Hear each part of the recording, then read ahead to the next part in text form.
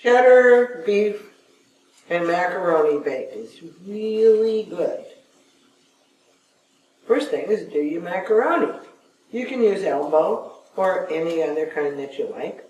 If your package says to cook it 8 minutes, cook it 7 because we're going to bake it and we don't want it mushy. Cook it, drain it, rinse it with cold water, and set it aside. I cook mine in bottled water that has no sodium because my tap water's got sodium in it. And I do not want to add more than I have to my dish. Macaroni's ready. 1.5 pounds of 93% ground beef. Get a good size skillet. Brown it until it's no pink in the side. Add 1 medium onion, chopped, and green pepper, seeded and chopped, and 2 good size garlic cloves, minced. If your garlic's small, you may want to put 3 in there. That goes in with the beef and stir it just until it's tender crisp. And that's where we are right now. Please subscribe to my channel. Every Friday, there's always a new low sodium recipe, sometimes a little tip, a lot of stuff for you to look at.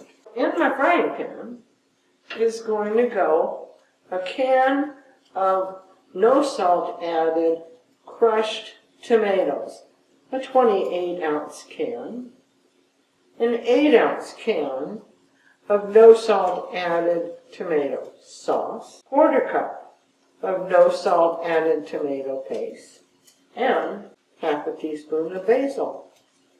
Those things go in. I'm just going to stir it until it gets a little thick. And then we'll put it all together. I have a 9 by 13 inch casserole pan sprayed with nonstick. Oh, this is not going to fit in there, which is a good thing because it freezes well.